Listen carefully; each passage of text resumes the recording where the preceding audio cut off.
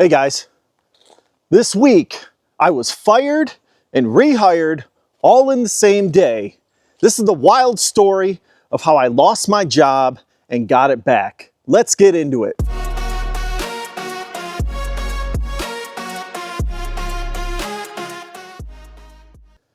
Now, with this video, I want to provide you guys with 3 takeaways or lessons from what I learned over the last 9 years working for this company. Okay, so I'm going to give you guys the story or the history of my 9 years at this company. And then I'm going to give you the story of what happened this week. And then moving forward, what are my thoughts and the 3 lessons I think you should take from this video. So, 9 years ago, I had left my startup company, okay? So I was doing some contract work for a property tax software company for a few months. Maybe it was like 2 or 3 months. And then I got a call from an owner of this company that I work for today, okay? And he wanted me to move out to San Jose, California.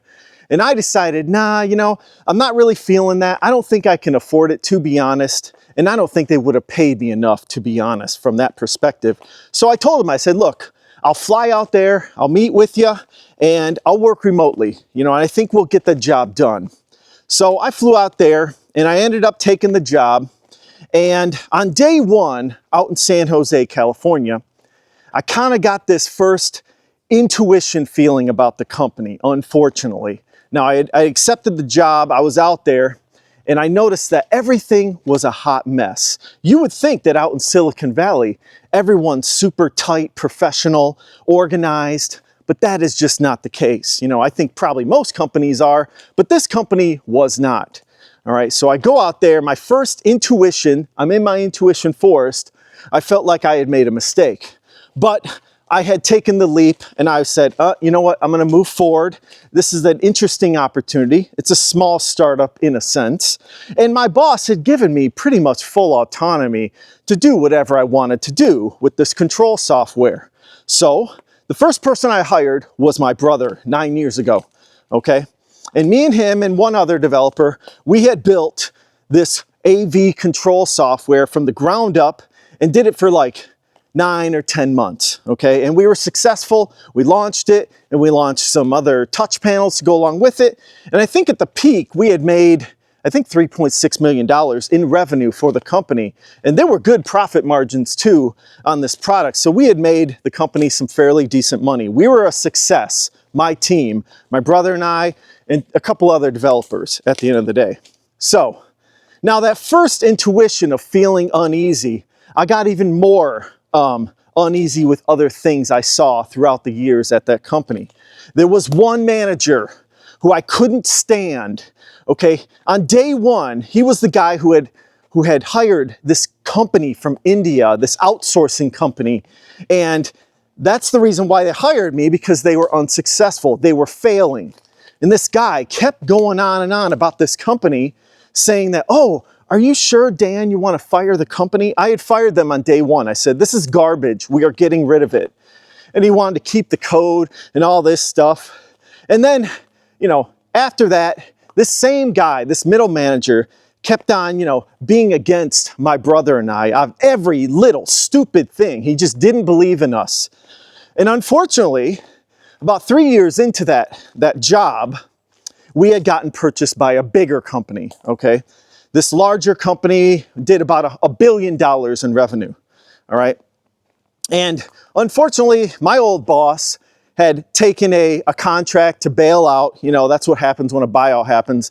The former owners typically will get a buyout clause within 2 to 3 years.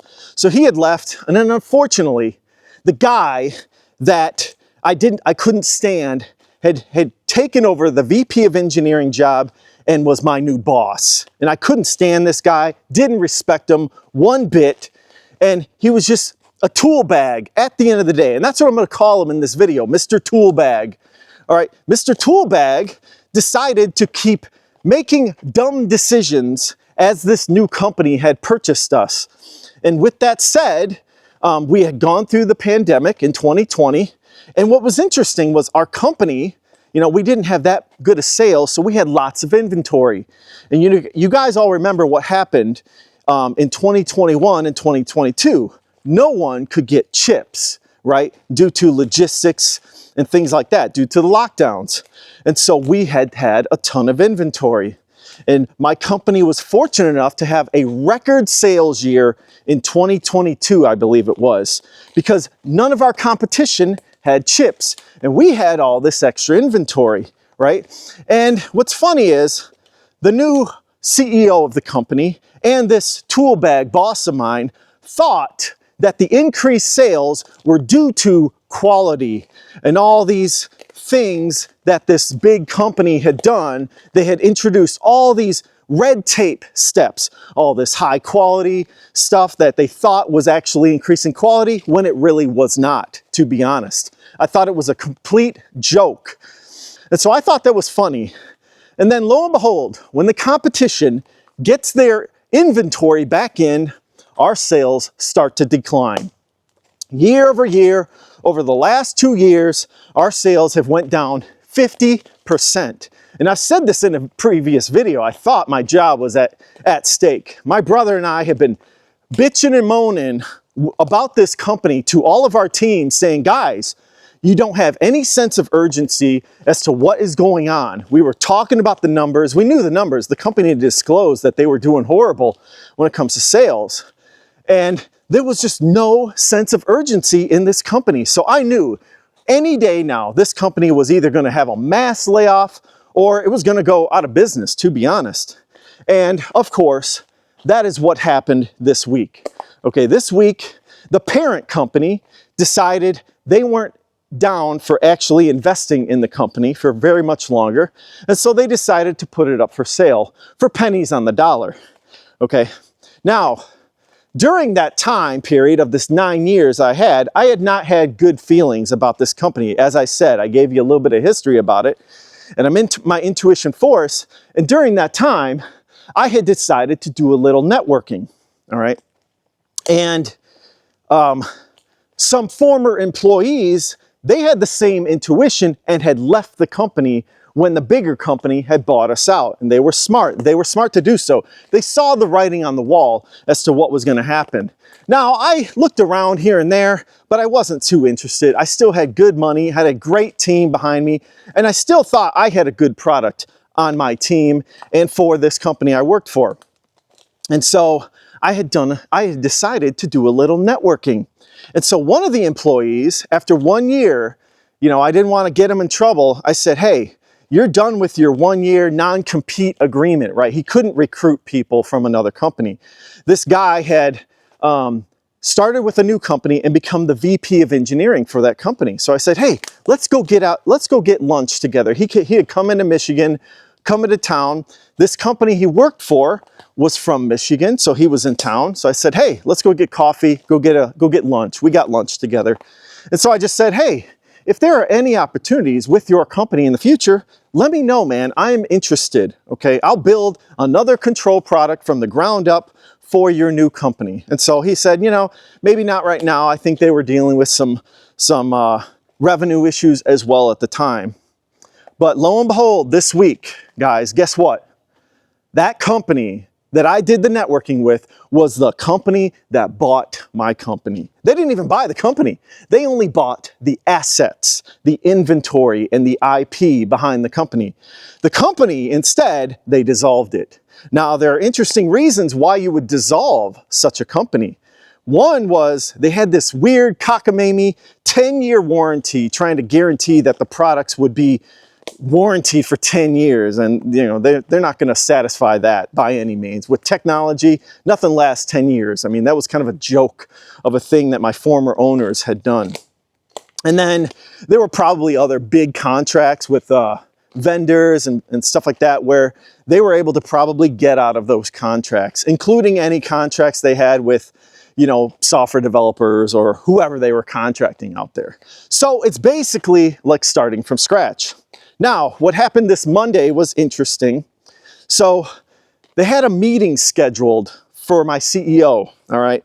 he said that everyone was required. Before I left for vacation, they sent out this email saying everyone's required for this meeting. And I thought, oh, they've never done that before. I wonder what this could be.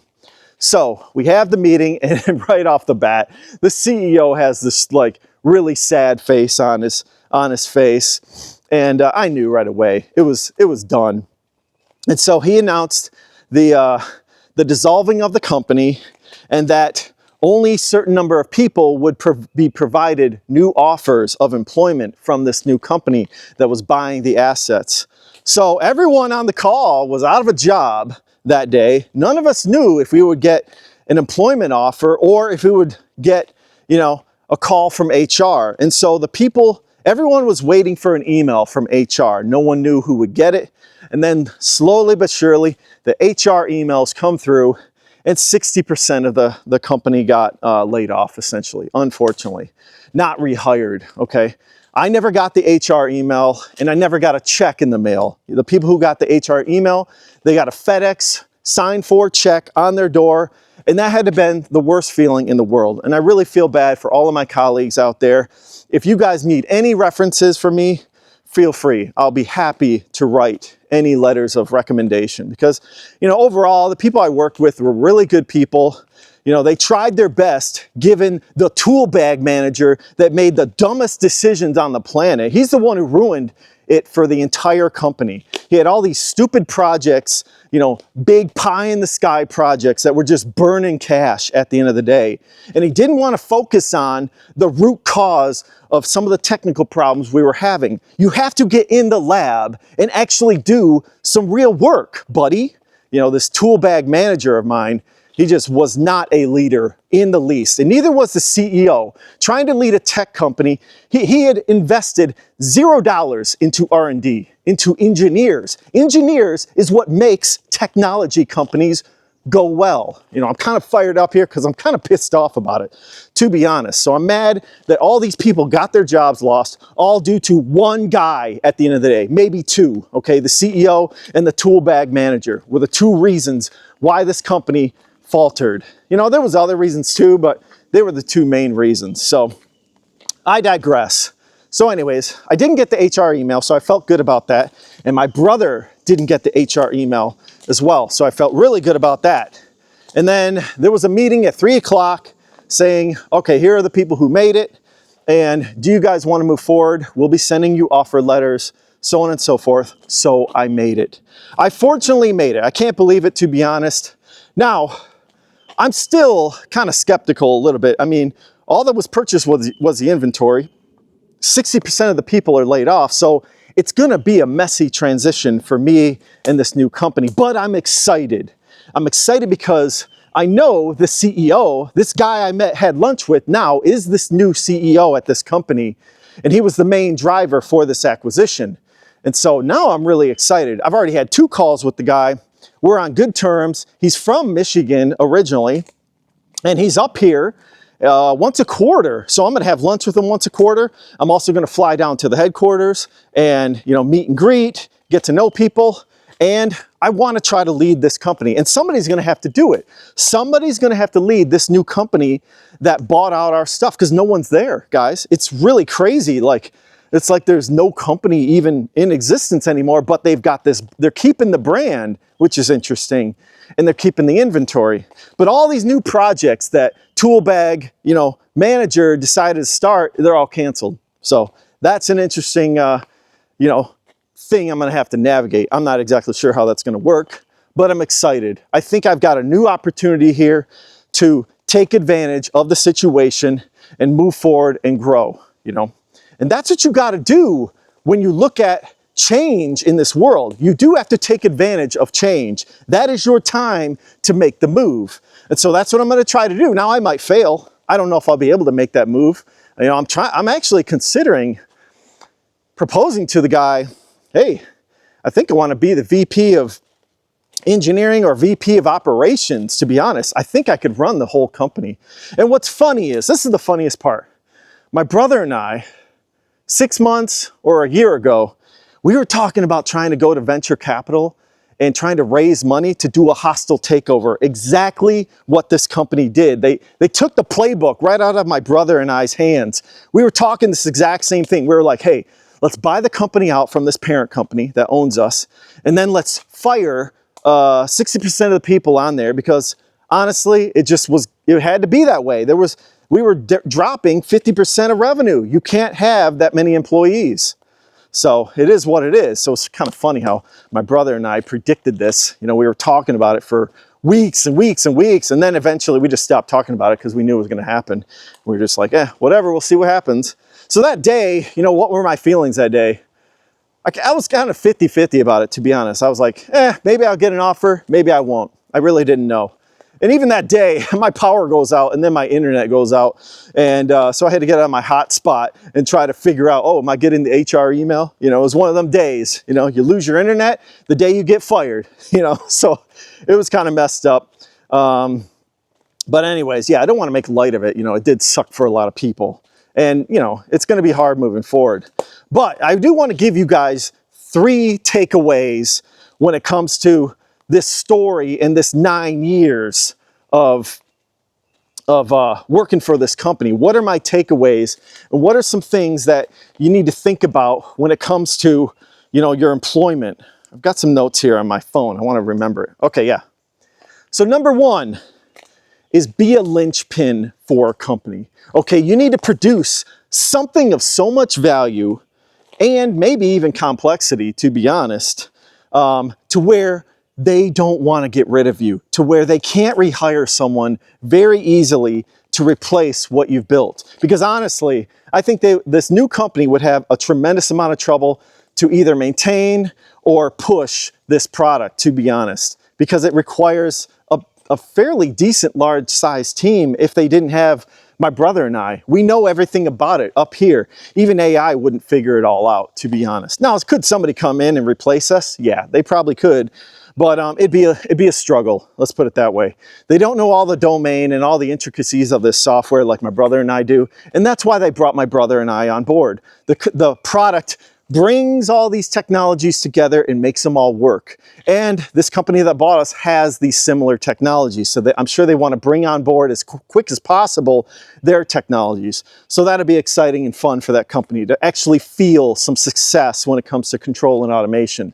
So be a linchpin in a company, guys. That's how you keep your job. And I had a video talking about this, is be a linchpin. There's a book on it by Seth Godin, Linchpin. Go find it, Google it, read it, do an audiobook, whatever you got to do, because that's how you keep your job. Now, number 2, network, guys. You need to network. Whether or not you feel like you have a good job or not, you should always be networking. That's probably why I still have a job as well. This guy at this new company, the CEO, I did some networking with him after he left my company, because I assumed my company, being it in this intuition forest, my intuition was that my company was faltering at the end of the day. And when you have those intuitions, those gut feelings, you got to go out and you got to network, whether it's on LinkedIn, whether it's old colleagues, whether it's people who left the company, whatever it is. You know, keep an open book and an open mind when it comes to people out there in your industry, because they're out there and they can help you in these situations, okay? And then number 3, hold on. Got it on my notes. I'm getting old, guys. Oh yeah, number 3, pay attention to the nuances in your company. Okay, if the company provides you revenue updates, whether it's contracting or growing, that's a sign of either success or failure. Okay, contraction, you should be extremely worried if you start to see contraction. You know, maybe 1% is one thing. You're probably not going to see layoffs, but when you see a 10% contraction in revenue growth, you've got a problem on your hands. You've got management problems. You've got technology problems or product problems, whatever it may be. Okay, and then pay attention as well to the vibe at the company, okay? Everyone at this company just had this kind of, you know, nonchalant attitude about the revenue contracting. They didn't think it was a big deal. I saw 0 sense of urgency when it comes to, you know, hustling and getting stuff done with the people at this company. Even when the numbers were contracting, I was kind of pissed off about it. My brother and I were just bitching and moaning that no one was hustling to get the job done. And so it was what it was. Now, granted, this parent company of mine put in a lot of red tape and a lot of overhead. They ran a startup like a multi, conglomerate type of corporation. They put in all this red tape and they hired like 20 QA people, it felt like, and 0 engineers to actually make products better. You can't make products better with QA. It doesn't work. QA is good to white glove the entire product and check for things and try to find things. But if you have no one to engineer the problems that you do find, guess what? You got the same product. You got nothing new, okay? So I don't know, there's a lot of complaining there. But those are the 3 things I recommend when it comes to working for your company. Be a linchpin, do some networking, and feel the vibe of what's going on at your company. Be aware of what's going on. So anyways, so that's my story. Moving forward, I'm looking forward to it. Hopefully I'll be a linchpin at the company again, or even more so. And yeah, I'm gonna still do the YouTube videos as usual, because I've got a lot of experience. Maybe I'll tell you guys my new stories. And hey, guess what? I got some new paths I gotta take with, now that I'm terminated from the old company, I get to roll over my 401k, which I think I'm gonna do. And now I could leave it there, but I'm gonna do another video on what should I do for my 401k. So that'll be interesting. So anyways, there's a lot of money there. I'm gonna have to deploy it in some new way. So I gotta figure out what I wanna do there. But yeah, you guys know I'll probably do a video on it. So anyways, hopefully you guys got something out of this video. I know it's a long one, but it's an important one. It was 9 years of my life, so I'm gonna do a long video on 9 years, giving you my take on what happened. And maybe I'll give you a few more takes. Now that the company's dissolved, I can probably just talk a little bit more about it. I really haven't done much about it, but maybe I'll tell you guys some stories on it. So anyways, let me know in the comments below what you guys think, and like and subscribe to the channel if you could, and take a look at my previous video. And everyone, have a great day. Thanks.